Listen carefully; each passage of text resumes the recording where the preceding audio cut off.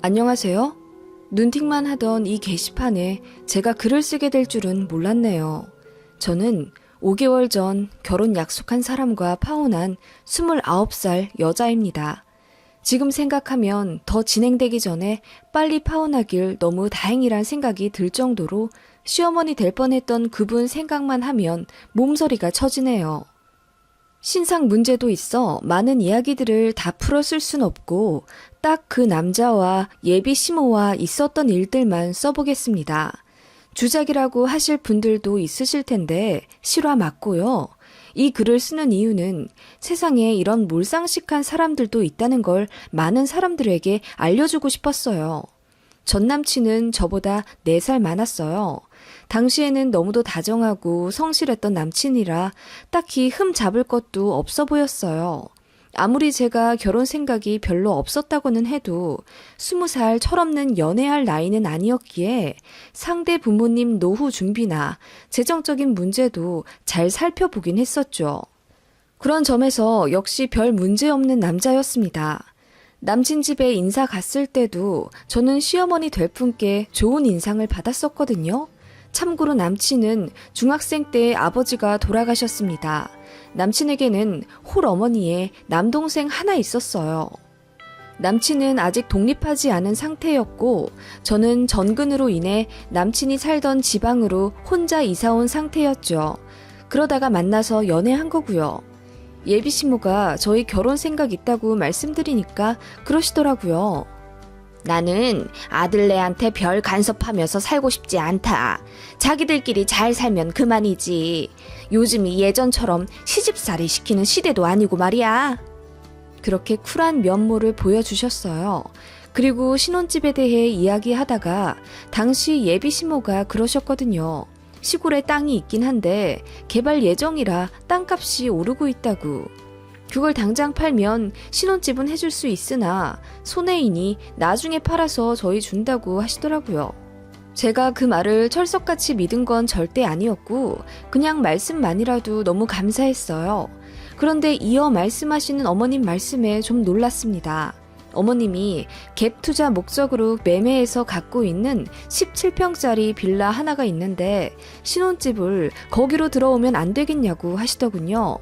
요즘 집값도 비싼데 굳이 나가 살지 말고 내가 세주는 빌라에서 마침 내년에 사람 나간다니까 그때 들어오면 딱이겠네. 거기서 살면서 청약 부지런히 넣고 있어봐. 괜찮은데 당첨되면 내가 그때는 땅을 팔아서라도 돈을 좀 해줄 테니까. 응? 어머님이 말씀하신 그 빌라는 시댁이랑 걸어서 거의 2분 거리였어요.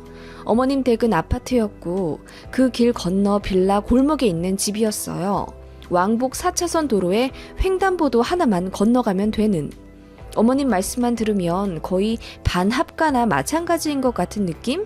그랬습니다. 괜히 딴 데 돈 쓰지 말고 거기 들어와 살으라고요. 저는 좀 당황스럽긴 했지만 생각해 본다고 말씀드리고 저희 부모님께 이 얘기를 말씀드렸더니 어머니가 특히 반대하시더라고요. 우리도 돈이 없는 것도 아닌데 적당히 서로 돈 부담해서 처음부터 그럴듯한 아파트 들어가 살았으면 좋겠다고 하셨거든요. 저희 엄마 입장은 신부인 저희 쪽이 집값을 조금 더 부담하더라도 제가 괜찮은 아파트에서 시작하길 바라셨습니다. 저희 부모님이 단칸방에서 시작하신 후 자수성가해서 지금 50평대 자가 아파트에서 살고 계시는데 결혼 초에 너무 힘들었던 기억이 있어서 딸인 저는 그런 고생을 안 했으면 하는 바람이셨어요. 물론 17평이 작지는 않지만 어머님은 시댁이랑 너무 가까운 것도 그렇고 게다가 그렇게 가깝게 살아야 하는 거라면 시어머니가 어떠신 분인지 제대로 좀 알고 이래저래 조금 더 고민한 후 결정하길 바라셨어요. 하지만 예비 시모의 입장은 강경했습니다. 신혼부부가 뭐하러 처음부터 좋은 아파트에서 사냐는 것입니다. 나중에 아이 생기면 그때 옮겨도 늦지 않고 정 집이 너무 좁다 싶으면 바로 옆에 시댁 아파트가 있는데 거기에서 같이 살다시피 하면서 애 키우면 서로 좋지 않겠냐는 입장이셨어요. 그런 의견 충돌 때문에 남친이랑도 조금씩 다퉜고 이 결혼 정말 진행해도 되나 하는 생각이 스물스물 들 때였어요. 예비시모가 할 말이 있으니 저만 따로 봤으면 좋겠다며 제 직장까지 찾아오셨습니다. 부랴부랴 일 정리하고 급하게 내려갔더니 어머님이 제 차에서 얘기하자고 하시더군요. 제가 카페로 모시겠다고 하니 버럭 화를 내시면서 곧 결혼할 애가 이렇게 돈을 물 쓰듯 펑펑 써야 되겠니? 급한 일이다. 잠깐 얘기만 하면 되니까 어서 차에 타. 이러시길래 기분이 굉장히 상한 채로 차에 탔습니다. 예비 시모가 서둘러 말씀하시더군요. 앞서 말했던 어머님이 세 주고 있다는 17평짜리 빌라에서 세입자가 조금 급하게 나가게 되었다네요. 당장 2달 뒤에 나가게 되었다면서 저희 보고 그 집에 빨리 들어오라고 결혼을 재촉하시더라고요. 그 집 비워놔서 뭐해. 어차피 결혼할 거 빨리 혼인신고하고 들어와라. 응? 괜히 또 다른 세입자 들였다가 타이밍 안 맞아서 붕 뜨면 어떡하니. 어머님, 아무리 그래도 갑자기 그렇게 결혼을 하라고 하시는 건 요즘은 혼인신고 먼저 하는 것쯤은 일도 아니야. 그리고 이렇게 서로 집까지 다 왕래했는데 결혼한 거나 마찬가지지 뭐. 이렇게 된 거 빨리 상견례 잡고 날짜도 잡고 어서 결혼식 올리자. 어머님, 집 때문에 그러시는 거면 그냥 다른 세입자 받으세요. 사실 저희 결혼에 대해 더 이야기도 해야 하고요. 만약 결혼을 진행하게 된다면 저희 보금자리는 알아서 구해볼게요. 둘 다 직장도 탄탄한데 대출이라는 방법도 있고요. 무슨 놈의 대출이야, 대출은. 빚이나 갚아가면서 결혼 생활 하라고? 그건 말도 안 된다. 예비시모가 갑자기 버럭 화를 내며 무슨 일이 있어도 저희가 그 집에 들어와야 한다고 하시더군요. 이유는 아들 결혼하는데 지원해줄 돈이 없기 때문이시랍니다. 그게 무슨 말이냐고. 지원 안 해주시면 안 해주시는 거지. 꼭 어머님 집에 들어가야 할 이유는 또 뭐냐고 제가 되물었어요. 거의 처음으로 말대꾸 비슷하게 한 것 같습니다. 그 전에는 어머님 기에 눌려서 거의 내내거렸거든요. 지금 생각하면 너무 바보 같긴 하지만 그땐 그랬습니다. 그랬더니 예비시모가 하시는 말이 집 하나는 해줘야 너도 나를 시애미 취급할 거 아니냐. 요즘 애들 영악해서 시부모가 뭐 안 해주면 대번에 무시한다고 하더라. 어머님, 무슨 그런 말씀을. 그리고 니들 생각해서 하는 말이야. 괜히 돈 쓰지 말고 엄마가 그 집 쓰라고 할 때 써. 거기서 돈 많이 모아서 집 사서 나가면 되잖냐. 응? 시댁도 근처고 얼마나 좋아. 어머님, 근데 저 오빠랑 조금 더 결혼에 대해 얘기를 하고. 아니, 대체 무슨 얘기를 또 한다는 거야. 그만 질질 끌고 다다음 달에 들어와. 응? 뭐 가전 가구 살 것 있냐? 우리 아들 방에 있던 침대랑 내가 장롱 하나 어디서 얻어다 줄 테니까 그거 쓰고. 응? 어머님, 어떻게 신혼살림을 그렇게 해요? 저는 새살림으로 하고 싶지 중고 싫어요. 그리고 오빠 침대 그거 슈퍼싱글이잖아요. 어머님, 그러지 마시고 저희가 그냥 알아서 얘기 끝낼게요. 어떻게 그러니? 이게 다 돈 버는 방법이야. 네가 어려서 몰라서 그래. 아무튼 얘기를 좀 들어봐. TV도 우리 부동산 사장님이 창고에 버려둔 거 한 42인치 그 정도만한 거 하나 받은 거 있거든? 그거 구해다 줄 테니까 TV도 살 필요 없고 냉장고도 그냥 사지 마라. 코앞이 시댁이고 여기 김치 냉장고도 있는데 뭐하러 사니? 네? 신혼집에 냉장고를 들이지 말라고요? 그래, 너희 뭐 결혼해서 음식이나 많이 해먹겠니? 그냥 장 본 건 우리 냉장고에 갖다 놓고 그때그때 필요한 건 가져다 먹어. 왔다 갔다 하면 운동도 되고 좋지. 그리고 그렇게 해야 서로 살 붙이며 정도 들지. 나한테 요리도 배우고. 네? 어머님 어떻게 그래요? 농담이시죠? 작은 원룸에 살아도 냉장고는 필수인데요. 그거는 그거고 너희는 1분 거리에 시댁이 있잖냐. 그리고 뭐 밥 먹을 일 있으면 우리 집 와서 먹으면 되고 뭐 하루 냉장고 사서 돈 버려. 다달이 나가는 전기세도 무시 못한다? 어머님, 정말 무슨 말씀하시는지 모르겠어요. 어머님 그러지 마시고. 예, 17평인데 뭐 가전 가구 드릴 게 있겠니? 굳이 필요한 게 있으면 너네 회사 법인카드 있지? 그걸로 조금씩 사봐. 예, 요즘 똑똑한 애들은 다 법인카드 잘 굴려 쓴다더라. 너도 그런 현명함이 있어야지, 응? 어머님, 신혼살림을 제 회사 법인카드로 사라고요? 아니, 냉장고를 사지 말라는 말씀도 너무 놀라운데 어떻게 그렇게 말씀하세요? 어머님 듣고 있자니 너무하시네요. 너무 당황스러워요. 제가 얼굴이 빨개져서 예비 시모에게 뭐라고 말하자 더더욱 화를 내며 제가 말을 못 알아듣는 맹추라고 하시더군요. 솔직히 너무 어려운 분이었고 저도 뭐가 뭔지 몰라서 그전에는 그저 내내거렸는데 뭐 법인카드로 신혼살림을 사라고 하질 않나, 냉장고를 사지 말라고 하질 않나, 도를 넘는 황당한 참견에 어이가 없었습니다. 그리고 본격적으로 결혼 이야기가 나오니 이렇게 돌변하신 예비 시모에게 너무 놀랐고 무서웠어요. 그렇게 도망치듯 차에서 나와서 회사로 올라왔고 바로 남친에게 전화 걸어서 이 사실을 알렸어요. 저는 남친이 길길이 날뛰면서 우리 엄마가 왜 그러지? 미안해. 이렇게 나올 줄 알았어요. 그런데 모든 사실을 차분히 듣던 남친이 뜻밖의 이러는 거예요. 그런데 돈 아껴서 남 주는 것도 아니고 우리 엄마가 다 우리 잘 되라고 그렇게 해주시는 건데 그게 그렇게 고가워?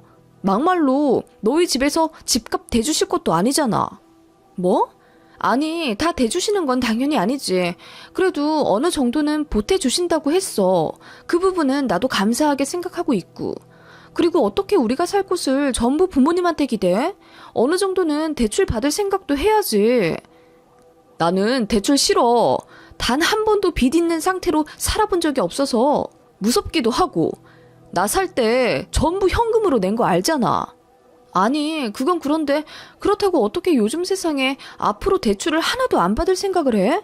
아니, 오빠, 그건 그거고 어떻게 신혼집에 냉장고도 안 사냐고. 그게 말이 돼?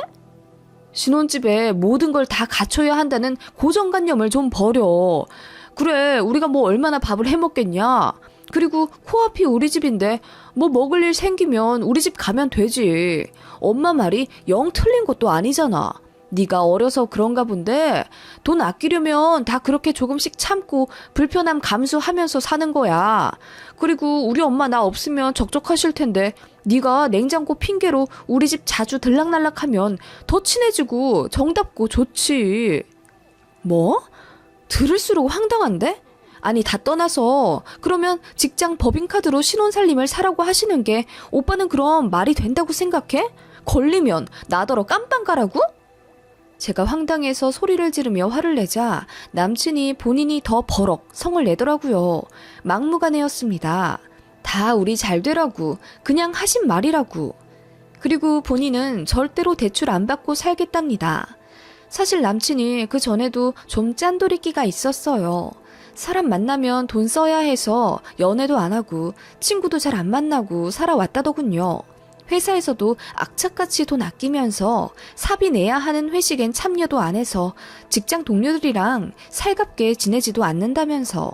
그때는 왜 그랬는지 그런 게 좋아 보였어요. 술값으로 돈 날리지도 않았고 그런 모습이 건전해 보였거든요. 그러다가 저를 만났고 저한테는 그렇게 돈 아끼지 않았어요.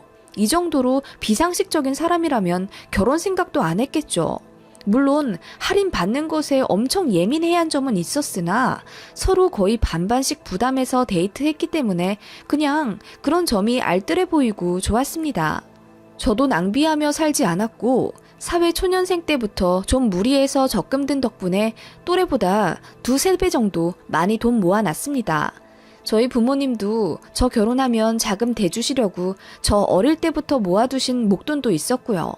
그렇기 때문에 남친의 돈을 보고 만난 건 아니지만 그런 성실함과 경제관념이 마음에 들고 자상한 면이 있어서 결혼을 생각했거든요. 아무튼 그렇게 말꼬리가 길어져 심각하게 다투게 되었고 결혼 얘기 본격적으로 나오기 전의 태도와 너무나도 다른 모습에 실망도 커서 정이 떨어지더라고요. 그리고 그런 시어머니와 평생을 가깝게 지내야 하는데 도저히 그렇게는 못하겠더라고요. 그런 단점을 상쇄할 만큼 남친의 성격이 괜찮지도 않다는 걸 깨달았고요. 그래서 남친에게 전화로 파혼을 선언했어요. 오빠랑 결혼은 안 되겠어. 그만하고 싶어. 뭐? 너 설마 집 때문에 이러는 거야? 너도 다른 골빈 여자들처럼 대출 잔뜩 받아서 신축 아파트 들어가고 싶단 얘기야? 이래서 오빠랑은 절대 못 살겠다는 거야. 설마 내가 풀대출 끌어 모아서 무리한 집에 살자고 하겠어? 오빠나 내가 모아둔 돈도 있고 심지어 우리 부모님도 어느 정도 도와주실 수도 있다는데 굳이 우겨가며 어머님 주택으로 들어가자고 하는 건 오빠야. 게다가 냉장고도 없는 집에서 내가 왜 살아? 내가 오빠를 사랑한 건 맞지만 결혼은 현실 그 자체인데 결혼 전보다 나아지진 못할 망정 더 불행하게 살 거라면 그 결혼 난 절대 안 할 거야. 너 정말 뇌가 있는 애니 없는 애니? 나랑 결혼하면 불행해진다고? 너 지금 엄청 잘못된 생각하는 거야. 우리 집 시집 오면 아끼고 아껴서 10년, 20년 후에는 남들보다 훨씬 부자가 될 텐데 신혼 때 잠깐 힘든 거 그걸 못 참고 남들처럼 돈 펑펑 쓰고 싶어 한다니 네가 참 한심하다. 남친은 그렇게 혀를 끌끌 차더니 알겠다고 하더군요. 어이가 없었습니다.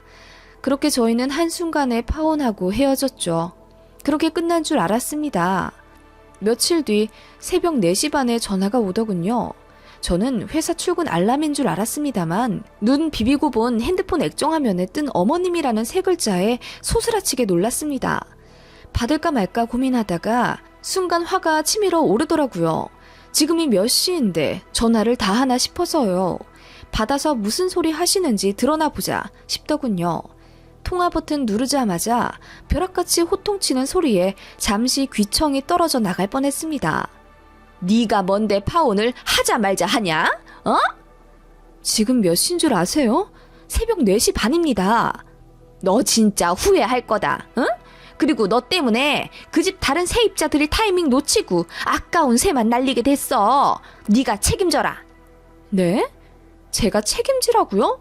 그게 무슨 말씀이세요? 네가 이렇게 파혼할 줄 알았으면 그 집에 바로 다른 사람 새 줄 걸 그랬잖니. 네가 책임지고 다른 세입자를 구해놓거나 아님 나한테 이렇게 손에 끼친 거 전부 위자료로 내놔라. 네? 위자료요? 저희 결혼도 안 했는데요? 결혼 얘기가 나왔으니 이렇게 된 이상 혼인 빙자 사기지. 고소하려면 고소할 수도 있어. 어디서 되먹지 못한 게 들어와서는. 네, 고소하세요. 마음대로 하세요. 제가 이런 한 장 뱉어야 하는 상황이면 두 말 않고 드릴게요. 대신 저도 무고죄로 고소할 겁니다. 파혼했다고 위자료요? 제가 어이가 없네요. 헛소리 하실 거면 전화 끊으세요. 저 출근해야 하거든요? 저는 그렇게 내뱉고 전화를 끊었어요. 분이 안 삭혀서 바로 잠이 오지도 않더군요. 그대로 전 남친에게 전화를 걸었더니 차단했는지 안 받더라고요. 진짜 황당했습니다. 그러더니 그날 저녁 또 전 예비시모에게 전화가 오더군요. 위자료로 얼마나 생각해 두었냐더군요. 자기는 2천만 원은 받아야겠대요. 저한테 정신적 스트레스를 너무 많이 받아서 지금 거동도 힘들고 부동산 관련해서 손해를 많이 봤다면서 2천 이하로는 합의를 안 해주겠다네요. 제가 지금 뭔 소리를 들은 건지 듣자마자 정신이 멍하더라고요. 일단 전부 녹취했습니다. 전 예비시모가 그러더군요. 2천만 원 안 주면 네 직장에 찾아가서 사람들 앞에서 대자보 들고 시위할 거야. 결혼 빙자 사기 쳤다고. 너 그러면 혼사길 제대로 막히는 거야. 알간? 어떻게 할 거냐? 2천만 원 줄 거냐? 아니면 제대로 개고생 해볼 테냐? 어? 제가 대체 왜 2천만 원을 줘야 하는지 이해가 안 가는데요? 그리고 지금 협박하시는 거예요? 말이 안 통하는 집안 같아서 제가 그냥 조용히 발만 빼려고 했는데 이렇게 나오시면 저도 곤란하죠. 협박죄로 제가 고소하겠습니다. 뭐? 네가 고소한다고? 협박죄? 이게 어떻게 협박죄냐? 응? 제 직장 찾아와서 명예훼손하겠다는 선언하셨잖아요. 2천만 원 요구도 애초부터 말이 안 되고요. 그만 전화하시고 이제부터 제가 선임한 변호사랑 통화하시면 될 것 같아요. 저 지금 변호사 상담 받으러 갈 거거든요. 예. 얘기 좀 더 들어봐. 무슨 고소니? 결혼까지 약속했던 사람 애미한테 네가 이렇게 할 수 있어? 결혼까지 약속했던 아들 여자친구한테 돈 뜯어내려고 하신 건 그쪽이죠. 뭐? 그쪽? 아무리 헤어져도 그쪽이 뭐니 그쪽이? 전 예비시모가 갑자기 호칭 가지고 또 말꼬리를 잡으며 전화를 못 끊게 하더라고요. 아무리 지금처럼 진흙탕 싸움이 되어도 곧 죽어도 어머님이라고 불러야 한답니다. 지금 생각해도 아주 어이가 없어요. 그러면서 제가 어머님이라고 안 불렀다고 갑자기 엉엉 울면서 젊은 것한테 이렇게 무시받으니 그냥 살기가 싫어졌다면서 정신적 손해배상 어쩌고 또 헛소리 하길래 제가 소리를 빽 지르며 고소 진행하겠다고 했습니다. 그랬더니 말을 또 바꾸면서 당분간 전화 안 할 테니 조금 더 생각해보라며 저를 달래듯 끊더라고요. 모든 상황을 알게 된 저희 부모님도 극대노하시며 전 예비 시모가 2천만 원 들먹거리며 안 주면 제 직장에 찾아온다고 협박했던 걸로 민사소송이 되나 알아보러 다니셨습니다. 제가 전 남친한테 문자도 보냈죠. 변호사 사무실 명함들 사진 찍으면서 지금 소송 준비 중이라고 문자 보내니 그제야 전화가 와선 싹싹 빌더군요. 자기 엄마가 그러는 건 본인 의사와 전혀 상관이 없다면서 엄마가 돈 몇 푼 손해보고 눈이 뒤집어져서 그랬던 것 같은데 제발 한 번만 봐달라고 빌더군요. 제가 싫다고 했습니다. 똥 밟은 것도 서러워 죽겠는데 협박까지 당하니까 저도 눈이 뒤집어진다면서 제대로 소송 걸겠다고 했더니 그날 밤 저희 집에 전 예비시모랑 전 남친이 찾아왔어요. 현관문 앞까지 와서 벨 누르길래 주거 침입죄로 신고한다고 하니 제발 5분만 시간 내달라면서 제발 문 열어달라고 하더군요. 제가 문 여니까 전 예비시모가 굉장히 미안해하는 표정으로 제 손을 잡으려 하길래 제가 손을 탁 뺐습니다. 그러니까 무안한 모습으로 사과하시더라고요. 그냥 좀 화가 나서 마음에도 없는 말을 했다면서 진짜 소송 진행할 거냐고 물으시더군요. 제가 그럴 거라고 하자 갑자기 눈물을 펑펑 쏟으시며 제발 한 번만 봐달래요. 늙은이가 뭘 몰라서 헛소리 한 거니까 선처해달라면서 진짜 2천만 원 받을 생각도 없었고 제 회사에 찾아올 생각은 더더욱 없었다고 막 우시더군요. 전 남친은 그냥 고개 숙이고 묵묵히 서 있었고요. 제가 전 남친에게 말했습니다. 이날 이후로 당신네들 머리털 하나라도 내 눈앞에 보이면 내가 할 수 있는 모든 방법 총동원해서 절대 가만히 있지 않을 거야. 알겠어? 그랬더니 전 남친이랑 전 예비시모 둘이 고개를 강하게 끄덕이며 이제 전화도 절대 안 하고 앞으로 나타나지 않겠다며 약속하더군요. 제가 그것까지 전부 녹음했습니다. 각서라고 생각하고 다시 말해보라고 했더니 처음엔 자존심 상한 듯 말 안 하려고 하다가 제가 다그치니 그제야 떠듬떠듬 다신 안 나타나겠다고 입 맞춰 얘기하더군요. 네, 그날 이후로 연락 없어요. 정말 확실히 끝난 거죠. 똥을 밟아도 이런 대형 똥을 밟을 줄은 정말 몰랐습니다. 그래도 한때 너무나도 사랑했던 사람이고 그래서 결혼까지 생각한 건데 어떻게 일이 이렇게 된 건지. 10길 물속은 알아도 한 길 사람 속은 모른다더니 전 남친이 그런 사람인 줄도 몰랐고 전 예비시모도 그런 식으로 상식 없는 사람인 줄은 꿈에도 몰랐어요. 나중에 알고 보니 시골에 있다는 땅도 사실 예비시어머니 명의도 아니었더라고요. 예비시모의 외삼촌 명의 땅이었는데 혼자 김칫국 마시고 자기 땅이라고 우겼던 거라고요. 황당하죠? 어쨌든 지금은 다 끝난 일이고요. 저는 전근 신청해서 다른 지역으로 발령받기를 기다리고 있습니다. 이 지역에 더 있으면 안 좋은 기억만 떠오를 것 같아서요. 다행히 좋은 결과가 있을 것 같고 머지않아 새 출발할 수 있을 것 같네요. 그리고 전 남친 회사에 이 일이 소문이 나서 또라이 집안 낙인 찍힌 것 같다네요. 장가는커녕 선자리도 막힐 것 같다고. 전 남친은 저와는 다르게 인사이동이나 타지 발령 요청이 어려워서 근 10년은 망신당한 채로 출근해야 할 거예요. 정말 꼬시네요.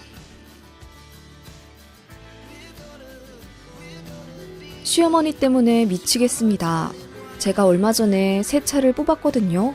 몇 달 동안 끼니도 걸러가며 아둥바둥 일했고 다행히 프로젝트가 성공리에 마무리되어서 성과금을 좀 많이 받았어요. 그걸로 제 오랜 로망이었던 제네시스를 뽑았습니다. 그전엔 15년 된 중고차 끌고 다니고 있었고 잔고장이 많아 중고로 다시 판다 해도 100만 원 좀 넘을까 말까 하는 그야말로 똥차 끌고 다니고 있었어요.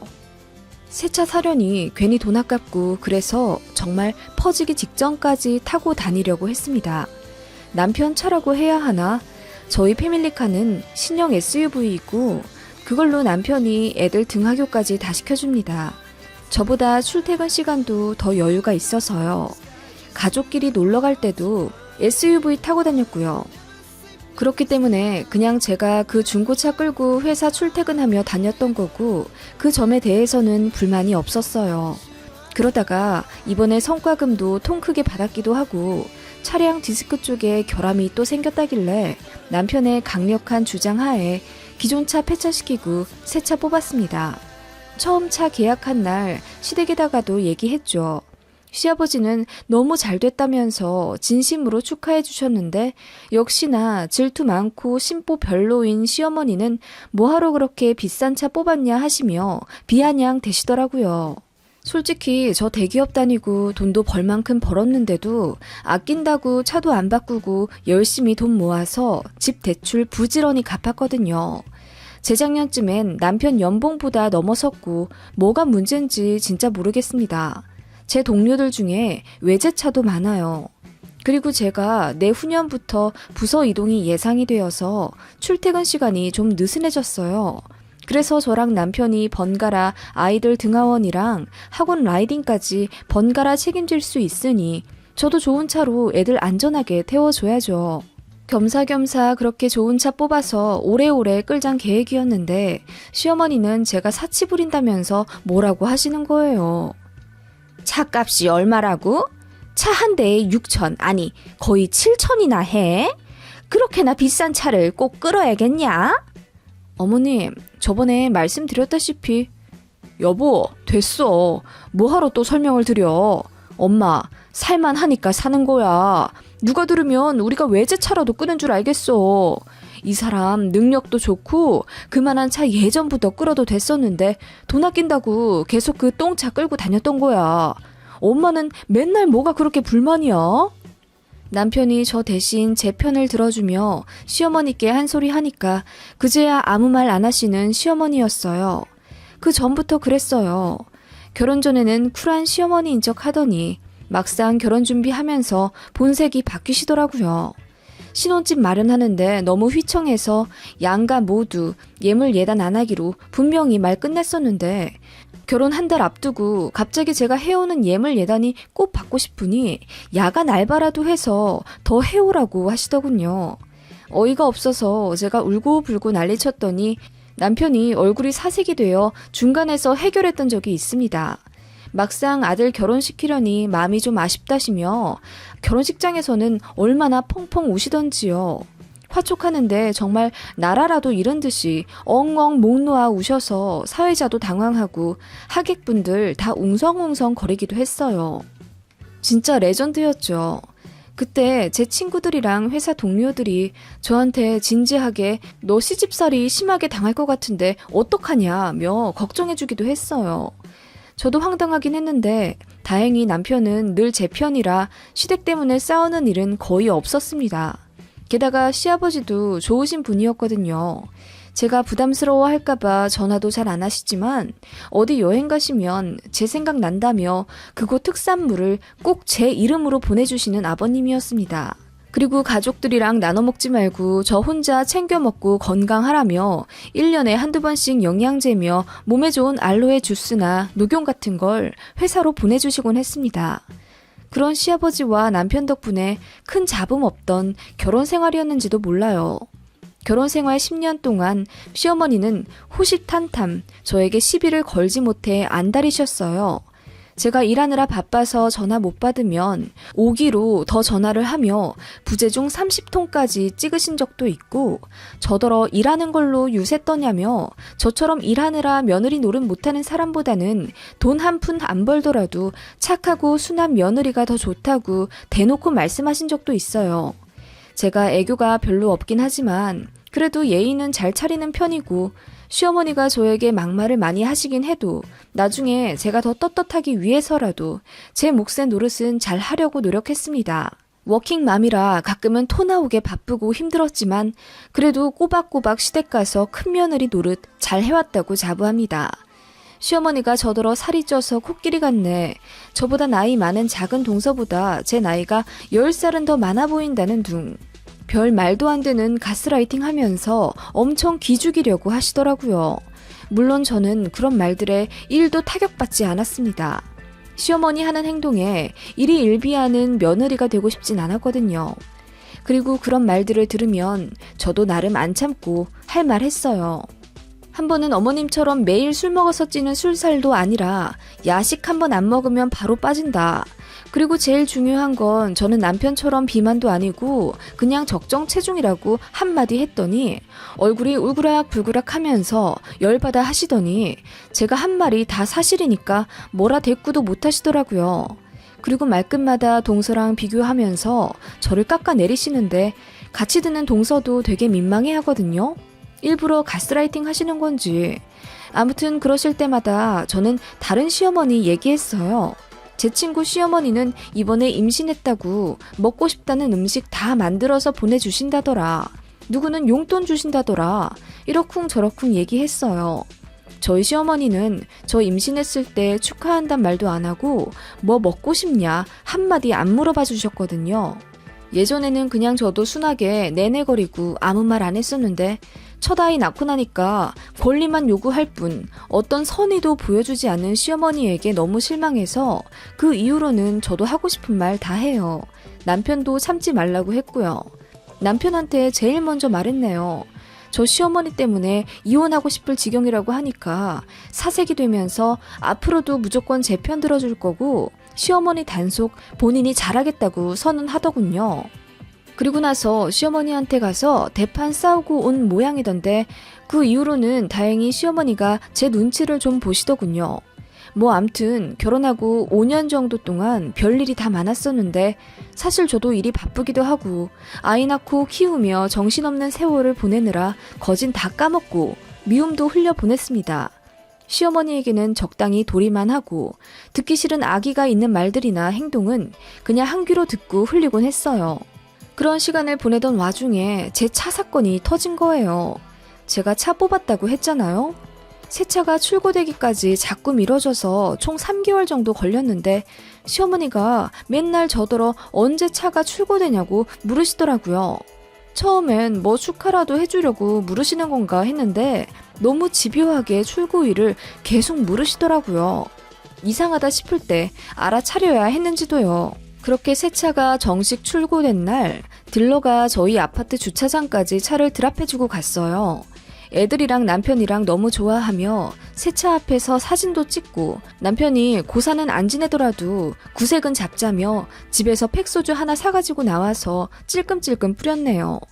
그렇게 즐겁게 웃으면서 새 차 신고식을 하고 제가 너무 기쁜 나머지 카톡 프로필 사진을 저희 가족이 새 차 앞에서 찍은 셀카로 바꿨습니다. 그런데 바꾸고 얼마 지나지 않아 시어머니가 전화를 하시더니 새 차 왔냐고 득달같이 물으시더군요. 그러더니 새 차 끌고 시댁 언제 놀러 올 거냐면서 보고 싶다고 막 난리를 치시더라고요. 제가 이번 달은 스케줄 꽉 차 있어서 너무 바쁘고 다음 달쯤 아주버님 생신 맞춰서 시댁 가겠다고 했더니 새 차도 생겼는데 어떻게 시댁에 인사 한번 안 하러 오냐면서 노발대발 화내시더라고요. 솔직히 말해서 시댁에서 돈 한 푼 안 보태준 차인데 누가 보면 시댁에서 사주시기라도 한 줄 알겠어요. 새 차를 사면 당연히 시댁에 인사를 가야 하나요? 저는 이해가 잘 안 가더라고요. 뭐 인사를 가면 가는 건데 중요한 일정까지 빼면서 인사를 드리러 가야 하는 건지. 아무튼 그래서 제가 당분간 시간이 없는데 어떻게 시댁에 가냐고 물었더니 싹퉁바가지가 없다면서 또 전화로 엄청 뭐라 하시는 거예요.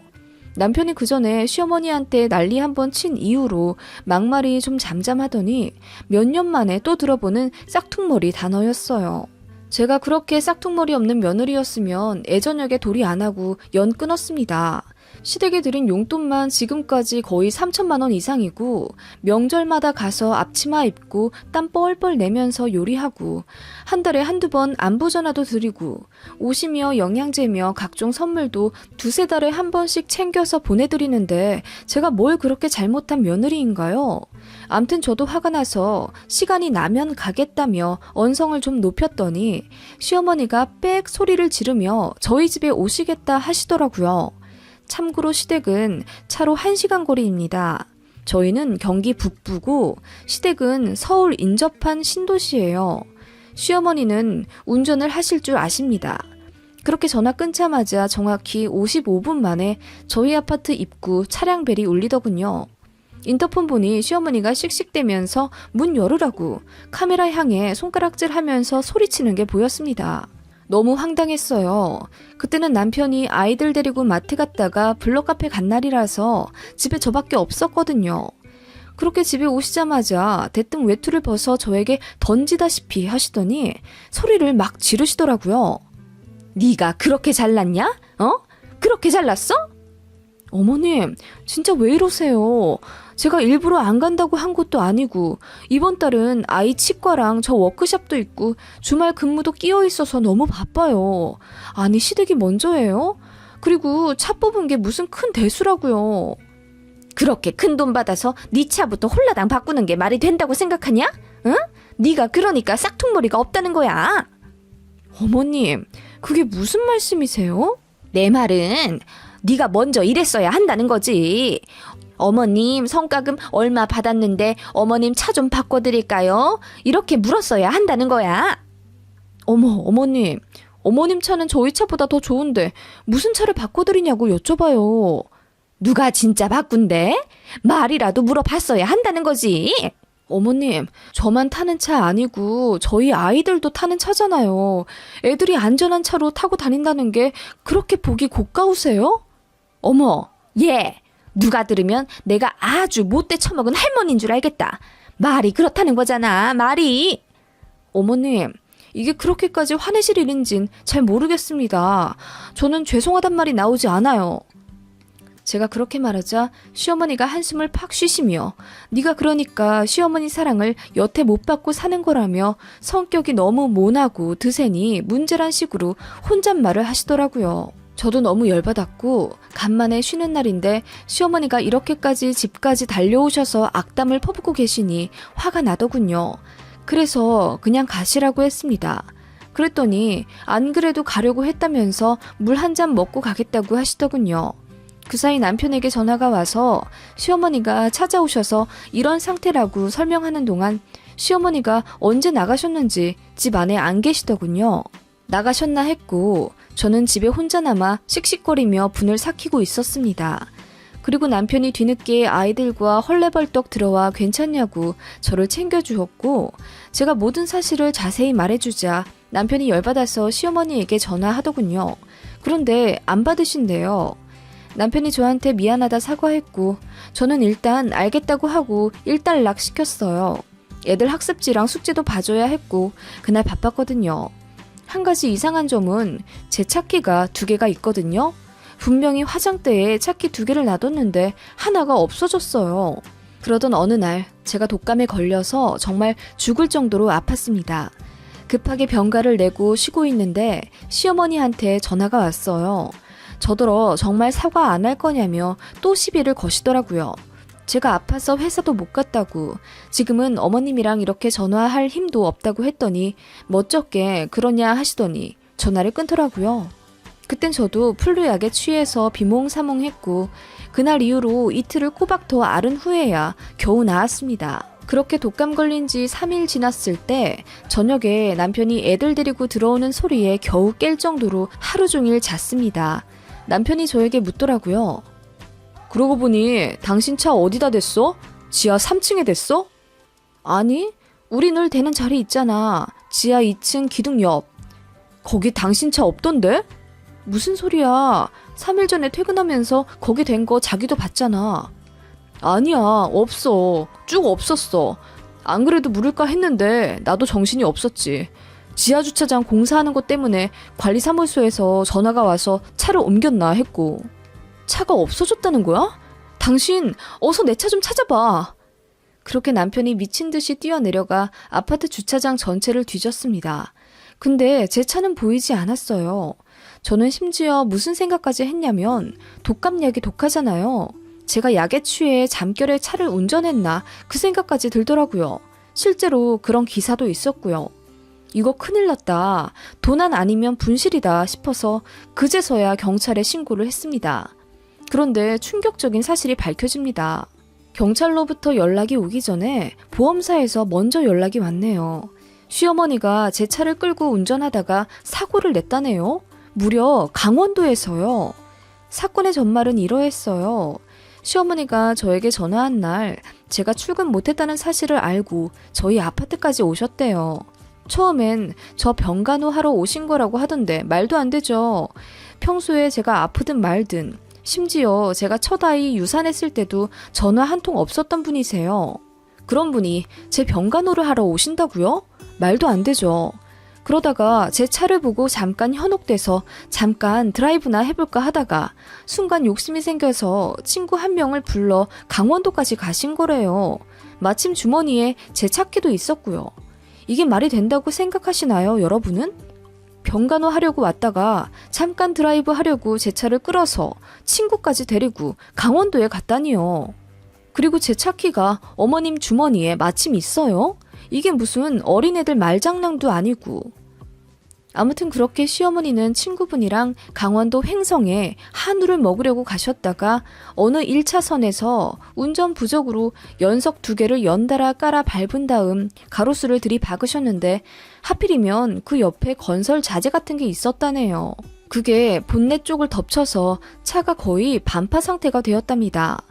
시어머니랑 친구분은 강원도에 있는 어느 병원에 급하게 입원을 하셨고 제 차는 정비소로 들어갔는데 연석 2개가 차량 아래쪽에 있는 중요한 부분들을 다 부셔버렸고 본넷 쪽으로 떨어진 건설 장비들 때문에 엔진이며 다른 부분들이며 다 그냥 박살이 나버렸어요. 차 문짝도 다 찌그러지고 건질만한 게 없다더군요. 이 정도면 폐차라고. 말도 안 됐어요. 차 뽑은 지 한 달도 안 돼서 폐차라고요? 저는 몇 번 끌어보지도 못했는데 심지어 몰래 끌고 나간 시어머니 때문에 일이 이 지경이 된다니요. 이게 말이 되나요? 정말 꿈꾸는 줄 알았습니다. 아무튼 시어머니가 다치셨다니 병원에는 가봐야 하잖아요. 다행히 타박상 정도라고는 하시더라고요. 저희 아이들을 남편 친구네 가족에게 급하게 맡기고 강원도로 향했습니다. 가면서도 어이가 없었고 남편은 연신 사과부터 하더라고요. 그렇게 도착해서 시어머니 계신 병실로 들어가니 시어머니가 저를 보고 화들짝 놀라며 도망갈 기세로 일어나시더라고요. 제가 그냥 앉아 계시라 했습니다. 그랬더니 안절부절 못하시며 남편만 바라보고 계시는 거예요. 아들 보면 무슨 답이라도 나오는 건지. 제가 다시 물었어요. 왜 그러셨는지. 차를 일부러 사고 내려고 하신 건 당연히 아니겠지만 어이가 없잖아요. 제가 아파서 누워있는 동안 제 차를 끌고 몰래 강원도까지 가셨다니요. 어머님, 이러시려고 제 차 키 훔쳐가신 거예요? 훔치다니. 그날 어쩌다 보니 주머니에 들어가 있더라. 그날 제가 차 키 얼마나 찾았는지 아세요? 고의로 가져가신 거잖아요. 이렇게 몰래 제 차 끌려고 가져가신 거죠? 네? 처음부터 다 계획하시고요. 뭐라고? 아이고 아들아, 네 부인 좀 어떻게 해봐라. 아주 시애미 잡겠어. 엄마, 내가 무슨 면목으로 엄마 편을 들어. 이게 말이 된다고 생각해? 시어머님은 그렇게 안절부절 못하시다가 정말 코너에 몰린 쥐마냥 적반하장으로 더 화를 내셨어요. 그날 휴지 뜯다가 어떻게 보니 네 차키까지 내 주머니에 들어와 있더라. 몰랐어. 그리고 너 아프다길래 진짜로 병간호 해주려고 온 거거든? 차키도 돌려주려고. 니네 집 들어가기 전에 차가 어떤지 잠깐 몰아만 보려고 한 거야. 나도 그 차로 바꾸려고 했으니까. 그냥 승차감만 어떤지 보려고. 그래서 강원도까지 오셨고요? 아니, 그건 그냥 어쩌다 보니. 그래, 새 차 타니 기분 좋더라. 그래서 친구 불러서 잠깐 드라이브 좀 하려고 했다. 그게 뭐 그리 잘못됐다냐? 그럴 수도 있지. 너는 득달같이 달려와서 그렇게 세모 눈을 뜨고 아파 죽겠는 이 시애미한테 따박따박 소리 질러가며 따질 일이냐? 응? 엄마! 어머님, 진짜 너무하시네요. 미안하다는 사과 한마디가 먼저 나와야 하지 않나요? 제가 소리를 빽 지르자 시어머니가 고개를 숙여 잠깐 눈치를 보시더니 사고 나며 갈비뼈에 금이 가서 제대로 말을 못하겠으니 나중에 얘기하자고 하시더군요.